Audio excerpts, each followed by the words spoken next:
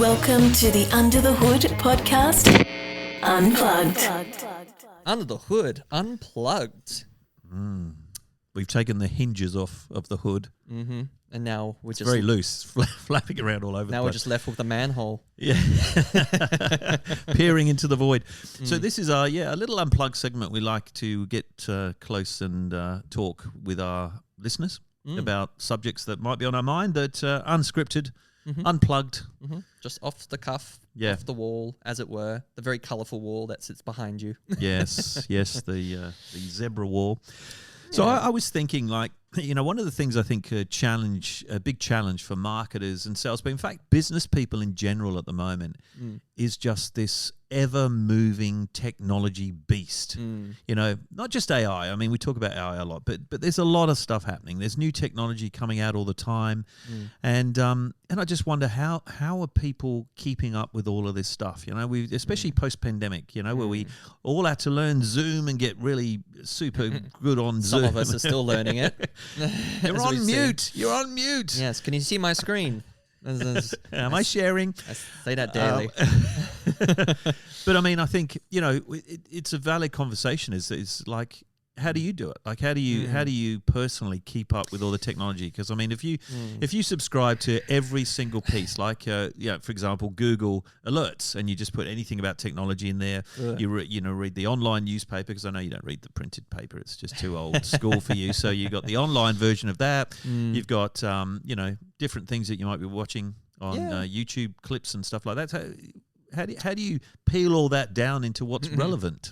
It's a really good point. I mean, and it's also somewhat stressful as a marketer to feel like you need to keep on the cusp of technology and best practice and everything that seems to be going at a million miles an hour. And, someone who I'll talk to, say, as a marketing strategist, similar to me, will say, "Oh, have you heard of such? I've been using it to blah, blah. And do you do this regularly with your team?" And I'll go, "Oh, no. But we are doing X and Y." And maybe they'll be like, "Oh, I could steal that." Yeah. But I'm often thinking, "Oh, I can steal that from you, definitely." So to answer your question about where I source a lot of things, I steal from a lot of people. Steal it from other people. Sitting on a panel with somebody at a hug event recently, I could see you.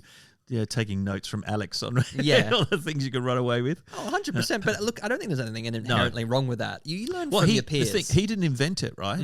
Or anybody. They didn't invent the thing. It's just that they found it before you found it. So I think you've got something there, collaboration, right? Instead of competition.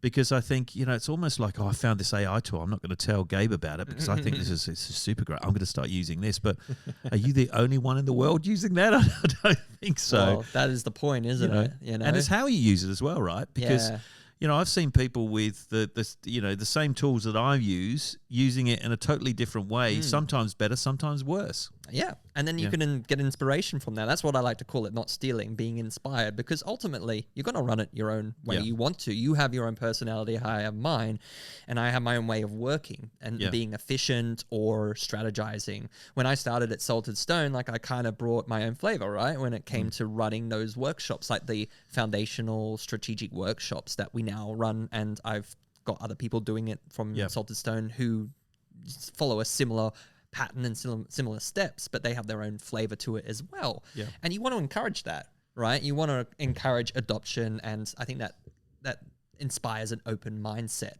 Yeah. So in terms of finding out about all the latest and technological advancements and whatnot that exist, I don't think it's necessarily about just going out and searching or subscribing to something. It is a lot of word of mouth and hearsay or whatever. I think the Social Dilemma, that was put out as that documentary a couple of years ago. Yeah, I remember that one. With all the algorithms saying, "Here's what you would like." We all looked at that with a bit of doom and gloom, didn't we? Because that's how it was framed. And yes, to some extent, kind of is, because it's shaping our understanding of things. But you look at things like LinkedIn or YouTube, and based upon what you've watched or looked at, it'll provide you similar things of insights. And I get that a lot from LinkedIn. And that doesn't bother you? No, not at all. Not at all. I think it's quite empowering. It's a bit overwhelming even sometimes, because there's no real filter on it necessarily that you can set LinkedIn to only show me a certain amount of posts per week. Please, it can't do that. But I think it comes back to that data thing, right? And this is a big dilemma. It's kind of like, how much data are you willing to part with, in terms of without knowing where it's going or what it's going to do. So I'll give you an example, right? Everybody talks about this ChatGPT. It's free, but you have to log in. So they know who you are by your name and your email address that you've used, probably your IP address as well, where you're logging in from. Then they know all the searches that you do, all the things you ask it to do, right? Because that's the machine learning part. So I just wonder, down the track, I always try and look at this technology and I go, well, what's the future of that going to look like? Like at some point, they've got to make money. Like they have to be sustainable. They've got to make money. So how are they going to make money from ChatGPT? Yeah, they've got hundreds, millions of users.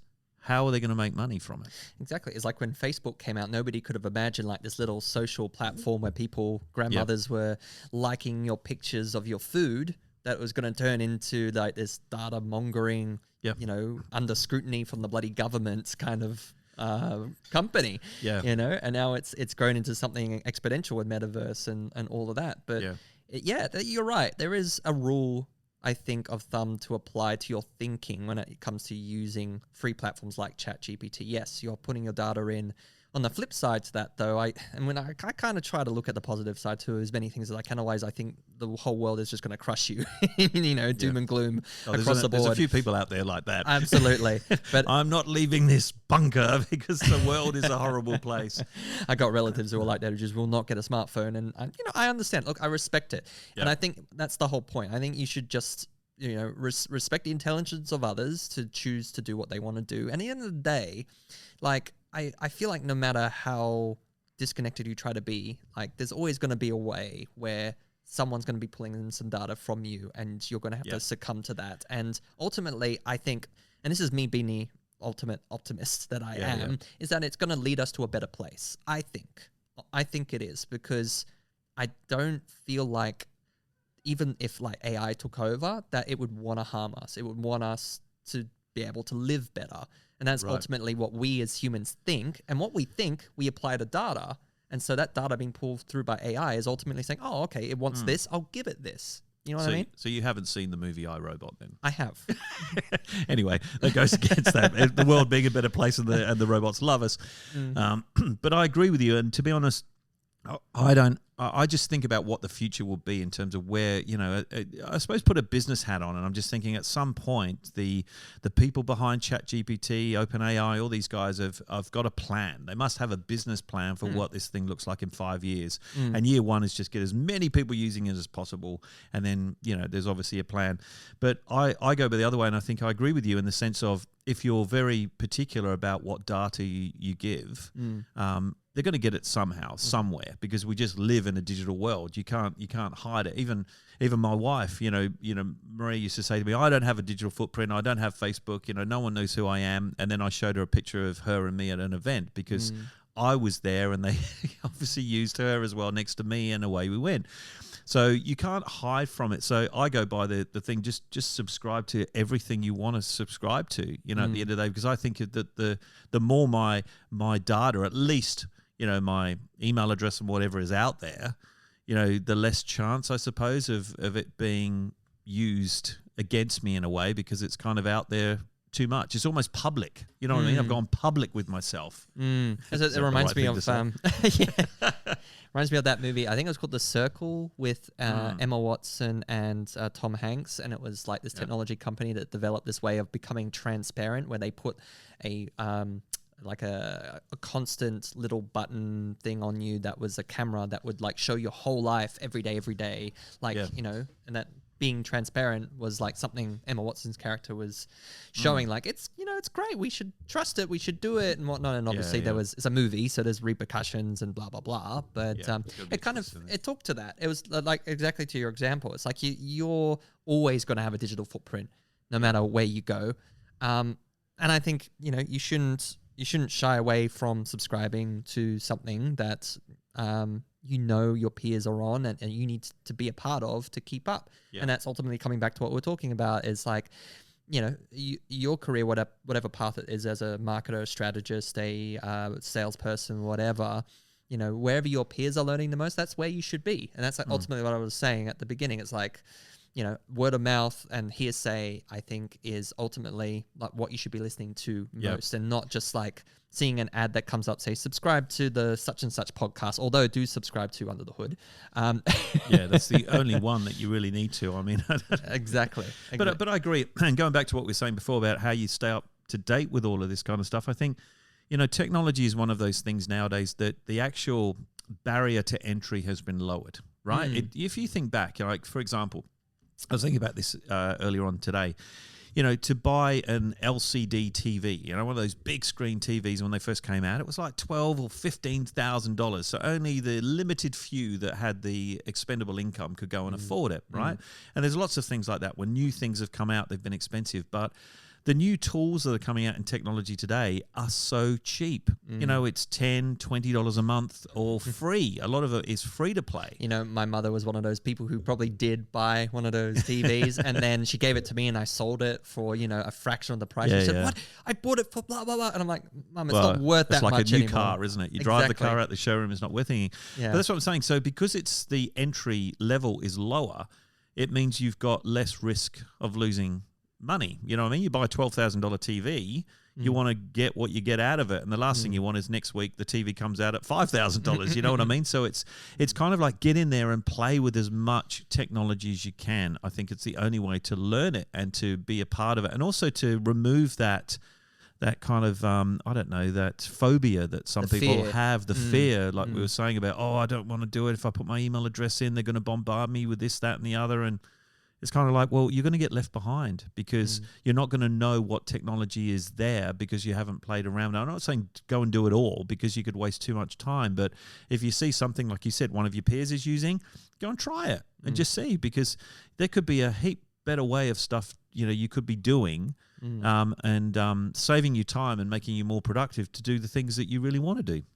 Exactly. Like recording more of these podcasts, which... We could talk all day. Speaking of which, we're actually at the end. They're kicking us out of the Bella Vista. They're saying, who are these boys sitting back there, legs in the air, legs on the desk and a beer in the hand. It's not that unplugged, I assure you. But that's why we're doing a podcast. Yes. Thank you for joining us, ladies and gentlemen, for our first episode of Under the Hood Unplugged. I've been Gabe McCarthy. You've been Tony Eads. I have the real one, not the AI version, the digital twin that I'm working on. My God, no, not another one. Not another bloody AI, but do remember to subscribe, like, share with all your friends, and we'll catch you in the next episode. Au revoir. Au revoir. Suddenly we're French. Why not?